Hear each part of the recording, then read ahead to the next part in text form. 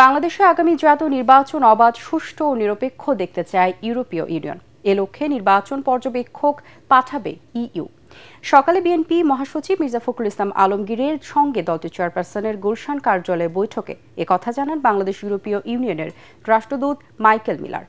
বিএনপির নীতি নির্ধারকদের সাথে বৈঠকে বাংলাদেশের সবশেষ রাজনৈতিক পরিস্থিতি, জাতীয় নির্বাচন, সংস্কার, ইইউর সাথে ব্যবসা বাণিজ্য সহ নানা বিষয়ে আলোচনা হয়।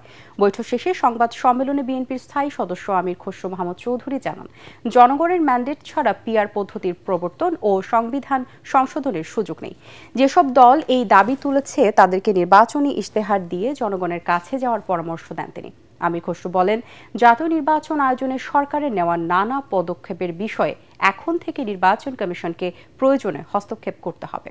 বাংলাদেশের এমনিতে ইলেকট্রাল প্রসেসের মধ্যে ইইউর একটা সবসময় একটা কন্ট্রিবিউশন থাকে, সেটা এবারও আছে এবং তারা আগ্রহ করে অপেক্ষা করছে ইলেকশনটা সুষ্ঠুভাবে সম্পাদন যাতে হয় এবং ইলেকট্রাল প্রসেসের মধ্যে যাতে স্বচ্ছতা থাকে, গ্রহণযোগ্যতা থাকে, তারা আশা করছে সেটা হবে। যে নির্বাচন যেহেতু আমাদের সামনে চলে আসছে, সুতরাং আমরা 3 মাসের জন্য অপেক্ষা না করে 3 মাসের আগে সমস্ত দায়িত্ব নির্বাচন কমিশনের নিয়ন্ত্রণে যেটা থাকে, সেটা যে সিদ্ধান্তগুলো নির্বাচনকে প্রভাবিত করতে পারে, নির্বাচনকে নিয়ে জড়িত, সেই বিষয়গুলো এখন থেকে নির্বাচন কমিশনের অবগত থাকা উচিত।